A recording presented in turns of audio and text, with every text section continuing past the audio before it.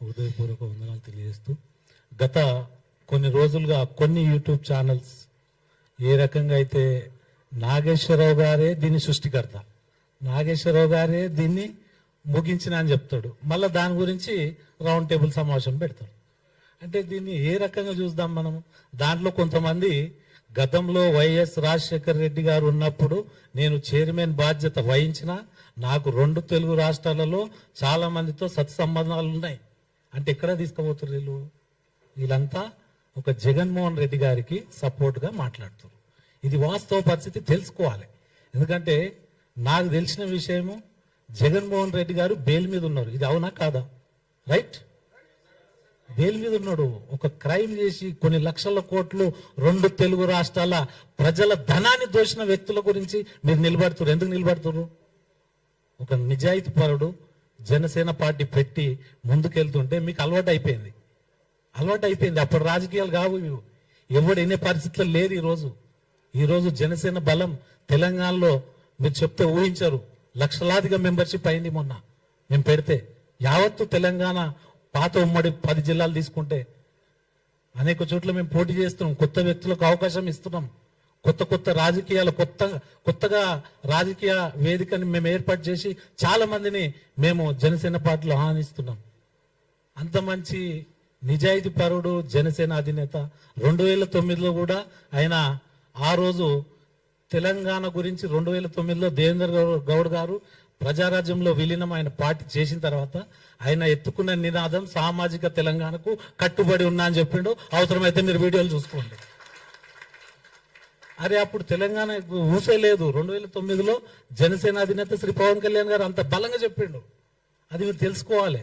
అదేవిధంగా ఈ స్వాతంత్రం వచ్చినప్పటి నుంచి ఈ ఉమ్మడి ఆంధ్రప్రదేశ్ అనుకోండి, ఇప్పుడు తెలంగాణ అనుకోండి, 101 పై చిలుకు సీట్లు బీసీలకు ఇచ్చారు. ఇది గుర్తుపెట్టుకోవాలి. ఏ పార్టీ ఇవ్వలేదు. ఖాళీ 1 వర్గం 2 వర్గాలు తప్పితే బీసీ ఎస్సీ ఎస్టీలు అంటే ఎంత నీచంగా చూస్తారంటే అది ఓ విచిత్రమైన సమాజం అయిపోయింది. దాన్ని ఎక్కడ కూలగొడతాడు అని చెప్పి ఆయన మీద కొన్ని శక్తులు ఈ రకంగా పనిచేస్తున్నాయి. మేము చెప్తున్నాము, పవన్ కళ్యాణ్ అడ్డుకునే దమ్ము ధైర్యం ఎవరికన్నా ఉంటే రండి. పవన్ కళ్యాణ్ కాదు, శంకర్ గౌడ్ని ఇక్కడ ఉన్న వాళ్ళని అడ్డుకోండి ఫస్ట్, తర్వాత పవన్ కళ్యాణ్ గురించి ఆలోచిస్తాం. అరే పవన్ కళ్యాణ్ అంటే ఏమనుకుంటారు మీరు? ఒక కర్ణాటక పోయి చూడండి. నేను వెళ్ళిన కొన్ని లక్షల మంది రోడ్ల మీద వస్తారు. యువత ఆయన వైపు చూస్తుంది. ఈరోజు యావత్తు భారతదేశం ఆయన వైపు చూస్తుంది. కొత్త తరం రాజకీయం చేస్తున్నాను. అటువంటి వ్యక్తి గురించి మీరు మాట్లాడుతున్నా? మీ వెనక తిరిగి చూస్తే 1+1 ఒక మనిషి ఉంటాడు. అర్థం చేసుకోవాలి మీరు ఎవరి గురించి మాట్లాడుతున్నారు. ఈరోజు ఒక వ్యక్తి గురించి హెల్త్ ఇష్యూ ఉంటే దేశ ప్రధాని ఆయన ఇంటికి రావడం జరిగింది. అది గమనించాలి మీరు. ఒక వ్యక్తి ఎంత బలమైనోడైతే వస్తాడు. ఒక వ్యక్తి పవన్ కళ్యాణ్ అనే వ్యక్తి అంత బలం ఉంటేనే కదా ఆయన ఇంటికి రావడం జరుగుతుంది. అంటే వీళ్ళకి భయం అవుతుంది. రేపు 100% జనసేన ఇక్కడ పోటీ చేస్తుంది, రాజకీయాలు మారుస్తున్నాయి, మేము ప్రభుత్వంలో ఉండబోతున్నాం, అది తెలుసు వాళ్ళకు. కాబట్టి ఇప్పటి నుంచే ఈ యొక్క మిక్సింగ్ టెక్నిక్ గా ఈ రకంగా ఆయన మీద ప్రొపగండ చేయడం స్టార్ట్ చేశారు. తెలంగాణకు వ్యతిరేకిస్తాడు. తెలంగాణ అరే ఆయన పర్సనల్ లైఫ్, ఆయన పర్సనల్ లైఫ్ చెప్తా. నేను పర్సనల్ లైఫ్ మీద ఎవరైనా పోవచ్చా? మీ పర్సనల్ లైఫ్ మీద నేను రావచ్చా చెప్పండి. పర్సనల్ లైఫ్ వేరు, రాజకీయంగా వచ్చింది వేరు. రాజకీయంగా మీరు ఎదుర్కోండి ఆయనని. ఏదన్నా ఉంటే ఒక అంశం మీద మాట్లాడండి. కొండగట్టు ఆంజనేయ స్వామికి పవన్ కళ్యాణ్ గారికి సంబంధం ఏంది అంటారు. అరే సంబంధం ఏందిరా నాయన? 35 కోట్ల 19 లక్షల రూపాయలు ఇప్పించిండు ఆయన. మీరే ఎక్కడ పోయారు? మళ్ళీ ఇన్నేళ్ల నుంచి అన్ని ప్రభుత్వాలు ఉన్నాయి కదా, అన్ని ప్రభుత్వాలు ఉన్నాయి. ఇక్కడ రాజశేఖర రెడ్డి గారు గవర్నమెంట్ లో 10 ఏళ్ళు పరిపాలించారు. గత ప్రభుత్వాలు పరిపాలించినాయి. కేసీఆర్ గారు 10 ఏళ్ళు పరిపాలించారు. వాళ్ళకి గుర్తుకు రాలే? కొండగట్టు ఆంజనేయ స్వామి తాన భక్తులు ఎంతమంది ఇబ్బంది పడుతురో. భక్తులు ఎందుకు ఇబ్బంది పడాలి? తెలంగాణ ప్రాంతం కాదు, మహారాష్ట్ర నుంచి వస్తారు, కర్ణాటక నుంచి వస్తారు, ఒరిస్సా నుంచి వస్తారు, కేరళ నుంచి వస్తారు, తమిళనాడు నుంచి వస్తారు.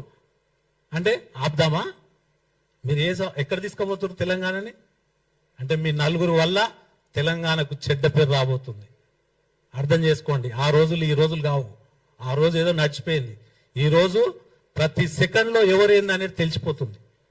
ఎవరు నైజాం ఏంది, ఎవరు ఏం చేస్తున్నారు అనేది తెలిసిపోతుంది. ప్రజలు అంతా ఆలోచన పరులు అయిపోయారు. మీరేదో చెప్తే, మీరేదో రౌండ్ టేబుల్ మీటింగ్ పెడితే వినే పరిస్థితి లేరు ఈరోజు. దయచేసి అర్థం చేసుకోండి. మీరు మాట్లాడిన భాష నేను మాట్లాడొచ్చు. నేను బోడబండ బస్తీలో పుట్టినోని, గలీజ్ గా మాట్లాడతాను. నేను గలీజ్ అంటే ఇక చచ్చిపోతారు, వాళ్ళు ఊరేసుకొని చావాలి, అంత గలీజ్గా మాట్లాడతా. నేను ఎవరికి ఏమన్నా అయ్యకు భయపడలే. 2014లోనే జనసేన జెండా మోసి ధర్నా చౌక్ మీద 1000 మందితోటి ధర్నా చౌక్ సాధించిన వ్యక్తులం మనం. ఎక్కడ పోయిరా వీళ్ళంతా ఉన్నారు ఆ రోజు ధర్నా చౌక్ దగ్గర? లాఠీ దెబ్బలు, 2000 మంది పోలీస్ బందోబస్తు ఉంటే వాళ్ళని ఛేదించిపోయి ఆ ధర్నా చౌక్ ని ఈ రోజు అదే ధర్నా చౌక్ లా టీఆర్ఎస్ పై ధర్నాలు చేస్తుంది. టీఆర్ఎస్ బ్యాన్ చేస్తే జనసేన అక్కడ ధర్నా చౌక్ ఓపెన్ చేయించింది. ఇది మా చరిత్ర. మేము అన్ని అంశాలలో రాము. ఇంటర్ విద్యార్థుల గురించి రోడ్ల మీద పడ్డోళ్ళం, గంజాయి డ్రగ్స్ మీద ఒక రోజు దీక్ష చేసిన వాళ్ళం. మొన్న పేలగా ఏదైతే ఉగ్రవాదులు దాడి చేస్తే దాని మీద పెద్ద ఎత్తున జనసేన పోరాటం చేసింది. అటువంటి భావాలు ఉన్న పార్టీ మాది. అంతేగాని పనికి మీకు ఎంత దమ్ము ధైర్యం ఉంటే అక్బరుద్దీన్ వయసు ఏమన్నాడు 10 నిమిషాలు ఏంటి చూసు ఏమైందిరా పై శాతగాలే మొలితాడు లేదా మీకు? మొగోలు కాదా? మాట్లాడడానికి రాలే, రౌండ్ టేబుల్ సమావేశం పెట్టడానికి రాలే. ఎందుకంటే అది వేరే రకంగా వెళ్తుంది. మేము ఈరోజు హిందూ ధర్మం గురించి పోరాటం చేస్తున్నాం. మేము నిలబడతాం. ఎక్కడ ఏ గుడిలో ఇబ్బంది అయినా మేము నిలబడతాం. మా జనసేన అధినేత పవన్ కళ్యాణ్ గారితో పాటు మేముంటాం.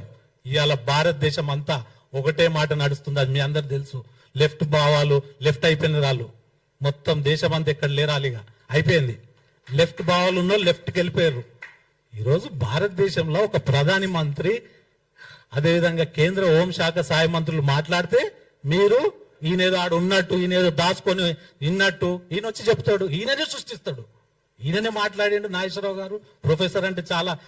ఈయననే మళ్ళీ విడ్రా అని ఒక ఛానల్లో కూర్చొని చెప్పిండు. విడ్రా అన్నాడు, మళ్ళీ వచ్చి రౌండ్ టేబుల్ సమావేశం పెట్టాడు. ఎక్కడ కూడా జనసేన అధినేత శ్రీ పవన్ కళ్యాణ్ గారు, అదేవిధంగా మా కేంద్ర కార్యాలయం నుంచి లీగల్ ఎక్కడ కూడా ఆయన మీద మేము కేసులు పెట్టలే. ఆయన అంటే ఇష్టపడే చాలా కోట్ల మంది ఉంటారు. ఉంటే వాళ్ళు ఎవరో కేసు లేదని పెట్టిండొచ్చు. అది కూడా మేము పార్టీ నుంచి అఫీషియల్ ఎక్కడ పెట్టినామా? వచ్చేసింది ఆంధ్ర పోలీస్ వచ్చేసి. ఆంధ్ర పోలీస్ ఏంటి, తెలంగాణ పోలీస్ ఏంటి రాబాయ్? పోలీసే. ఆంధ్ర అయితే, తెలంగాణ అయితే, ఒరిస్సా అయితే, తమిళనాడు అయితే, కర్ణాటక అయితే, జార్ఖండ్ అయితే, జమ్మూ కాశ్మీర్ అయితే. నలుగురు కూర్చొని మాట్లాడితే 4 లక్షల మంది జన సైనికులు. గుర్తుపెట్టుకోండి. మేము ఖాళీ ఉన్నాం అనుకుర్రా? మా పనిలో మేము ఉన్నాము. మేము ఎప్పుడు ఏం చేయాలో మాకు తెలుసు. మీరు జనసేన అధినేత శ్రీ పవన్ కళ్యాణ్ జోలికి రావద్దు. ఇంకోటి, ఆంధ్ర తెలంగాణ అనేది మర్చిపోండి, అయిపోయింది. మేము తెలంగాణ గడ్డ మీద పుట్టిన బిడ్డలం. మేము ఎవరినైనా ఇక్కడ రమ్మని చెప్తాం. ఏ రాష్ట్రం నుంచి అయినా రావచ్చు, ఏ రాష్ట్రం నుంచి అయినా, ఏ ప్రాంతం నుంచి అయినా వచ్చి ఇక్కడ పని చేసుకోవచ్చు, తిరగవచ్చు, మాట్లాడవచ్చు. పార్టీ పెట్టే హక్కు ప్రతి ఒక్కరికి ఉంది. ఇది రాజ్యాంగం కల్పించిన హక్కు. దాన్ని మీరు నేను నలుగురు కూర్చొని మేము డిసైడ్ చేస్తామంటే ఆ రోజులు కావు. 10 ఏళ్ళు ఇదే చెప్పారు. ఉద్యోగాలు, నీళ్లు, నియమాలు, నిధులు అని చెప్పారు. ఎంతమంది ఎంత దోసుకున్నారో తెలుసు మీకు. ఈ రోజు వాళ్ళు నిన్న బాలకసుమని మాట్లాడుతూ ఉత్తమం చేయాలి, ఇట్లా కాదు, ఓ రైలు పట్టాలు కోసేయాలి, ఓ మనం కాలబెట్టేసాలి ఆఫీసులో, ఓ మనం జైలు. అరే నీ అమ్మ, 10 ఏళ్ళు ఎక్కడ పోయిందిరా నాయన ఆ స్ఫూర్తి? 10 ఏళ్ళు ఎక్కడ పోయింది ఆ స్ఫూర్తి? 10 ఏళ్ళు నువ్వు ప్రభుత్వంలో ఉన్నావు, ఎమ్మెల్యే ఉన్నావు, ఎంపీ అయినావు, అప్పుడు ఏం గుర్తుకు రాలే. మళ్ళా ఈ కొత్త డ్రామా. దీని వెనుక చాలా మంది రాజకీయానికి రక్తపు ముద్దలు తిని అలవాటు పడ్డ రాబందులు రాజకీయం చేస్తున్నారు. ఇది మీరు అర్థం చేసుకోవాలి. మేము జనసేన సదాగా మేము ఏ మీటింగ్ ఉన్నా మేము సొంత డబ్బులు వేసుకునే పనిచేస్తాం. ఈ రోజు కాదు, 2014 నుంచి పార్టీ పెట్టినప్పటి నుంచి మాకు నేర్పించిన ఘనత అది. ఎక్కడ కూడా రూపాయి కూడా మేము ఏ ఒక్క వ్యక్తి దగ్గర, ఏ ఒక్క కాంట్రాక్టర్ దగ్గర తీసుకోలేదు. ఇది చరిత్ర. మీరు ఎవరన్నా ఉంటే తెలుసుకోండి. ఎందుకు చెప్తున్నా అంటే నేను బలంగా చెప్పే విషయాలు ఇవన్నీ.